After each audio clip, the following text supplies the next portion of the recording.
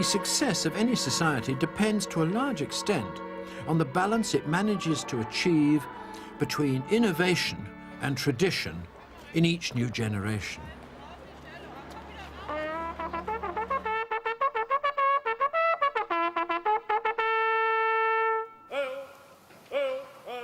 The problem with cultural indoctrination is that it can exploit the inherent tribalism of the young and direct them towards activities that may sometimes be more destructive than creative.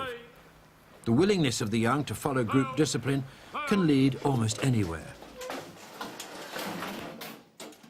The susceptibility to group attachment inherent in the maturing young can be turned into loyalty that's constructively inventive, or, with almost equal ease, into loyalty that's potentially violent.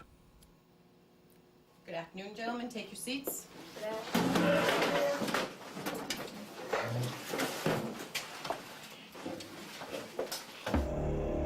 These particular children have been trained as expert killers. There's a vacant blankness on their faces, a complete absence of any sense of joyful childhood. And this 13-year-old boy has already gunned down his first adult enemy, an achievement for which he's congratulated incongruously with a motherly hug.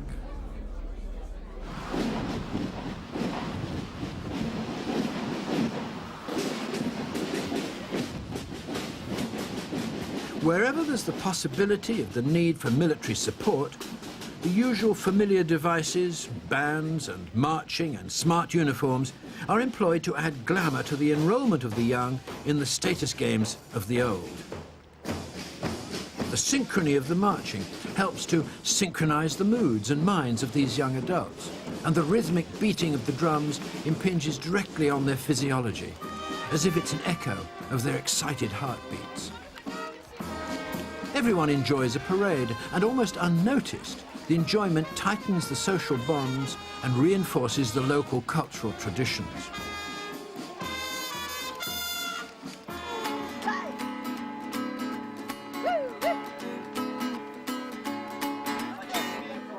Despite all the attempts of tribal elders to mould the young in their own image, the creative spirit fights back. Time and again the young rebel, sometimes despairingly, sometimes joyfully.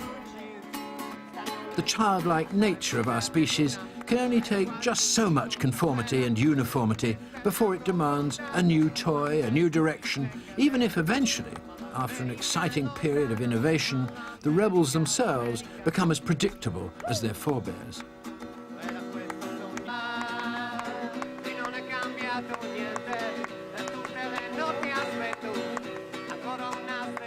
As youth comes to an end and family life beckons, society stages one more ceremony of indoctrination, this time into adulthood itself. Womanhood demands a display of healthy skin, shining hair, and firm breasts, the universal signals of female health and fecundity.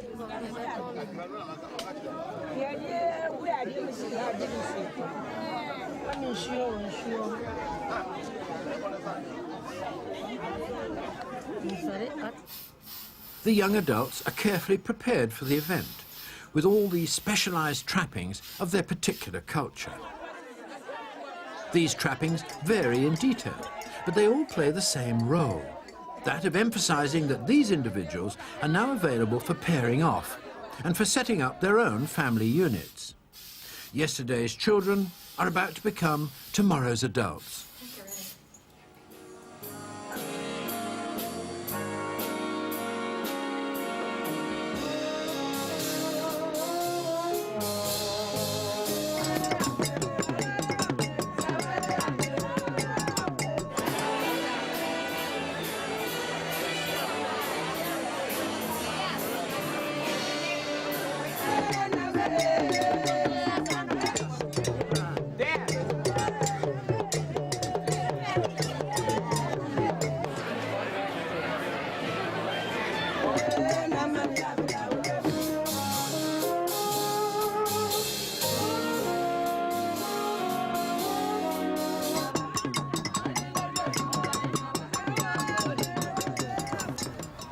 In the years that follow, the human animal is at the peak of its physical condition.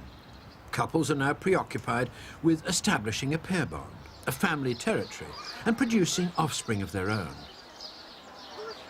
So vital is this stage that we're loath to see it pass. When we arrive in our 40s, we attempt for the first time to slow down the life cycle. We suddenly take an interest in partners who are much younger than we are. For some, this is a phase of harmless fantasy. For others, it can lead to a full-blown midlife crisis. This is essentially a phenomenon of advanced Western society, where the human life cycle has been increasingly extended, creating a gap between the young parental phase and the older grandparental phase.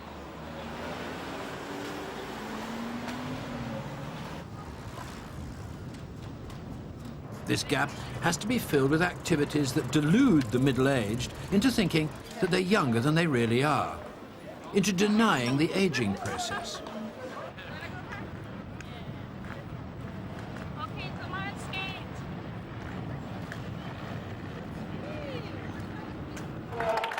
This 85-year-old has just completed a full marathon run of 26 miles and fills us with admiration because he gives the rest of us the hope that the aging process can be defeated.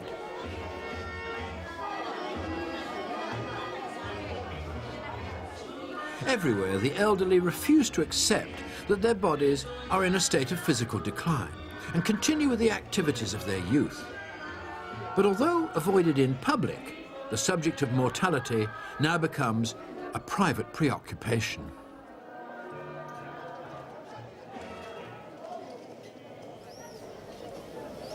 It may sound like a harsh question, but why do human beings live for so very long?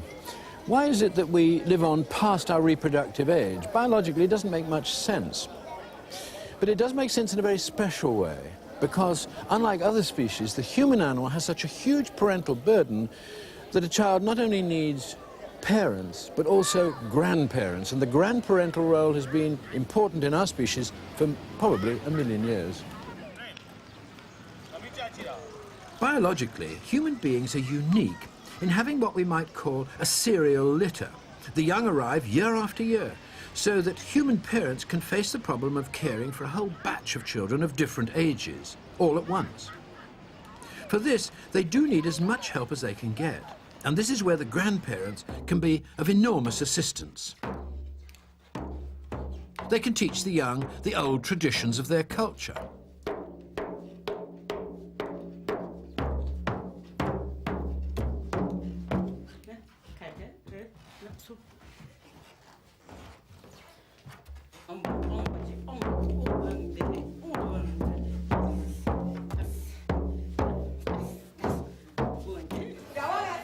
They can even teach the subtleties of Italian gesticulation.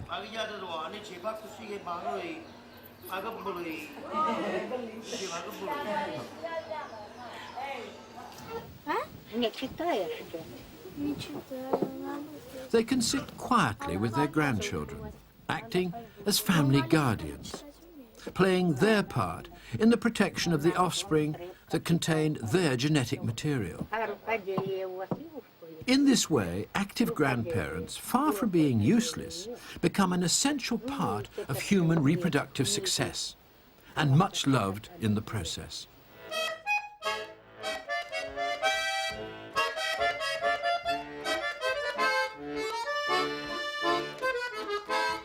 But I wonder whether there's an additional, deeper reason for this extraordinary devotion to our offspring.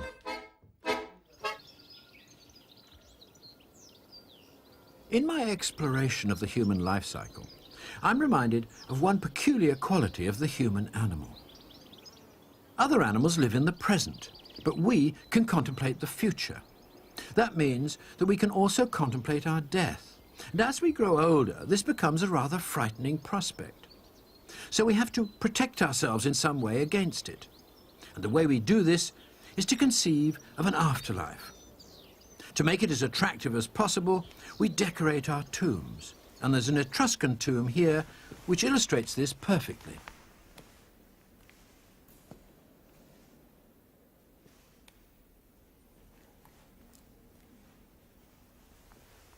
All over the walls of this tomb, artists have depicted with great accuracy everyday objects. There's a coil of rope here, a knife, a pickaxe, a drinking vessel, a belt of some kind hung up on a realistically depicted nail. The reason that they've done this so carefully is in order to make this tomb feel like home.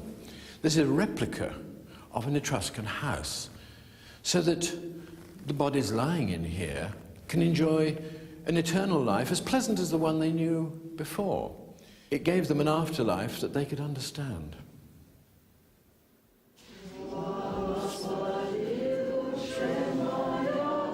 We have no scientific evidence either for or against the existence of an afterlife. For those who gain comfort from the idea, it acts as a valuable de-stressing device. And all around the world, religious organizations are present to supply this comfort. In this role, religion plays an important function, but it can go too far. If it suggests that people must put up with a miserable existence in this life in order to enjoy the next one, then it's become a confidence trick. And if it goes further and says that rival religions are wicked, then it's strayed into the wasteful world of holy wars and sectarian violence. When this happens, many people seek other answers.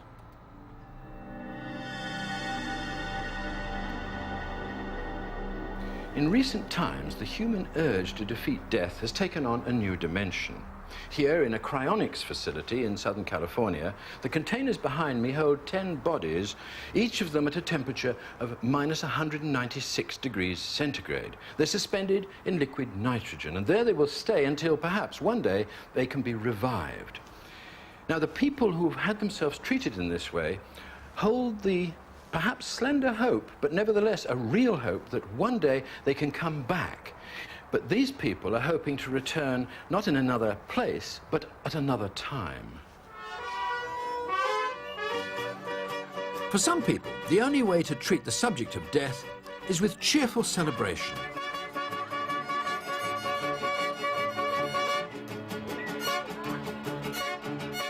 In Mexico, the annual Day of the Dead is looked upon as a joyful reunion with departed friends and loved ones.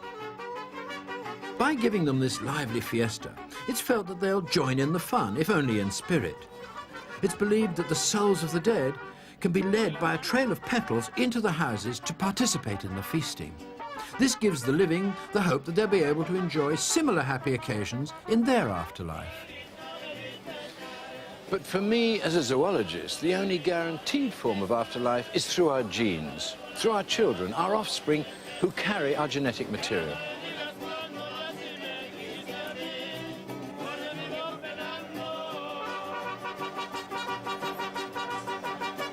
That's the real immortality, through our immortal genes.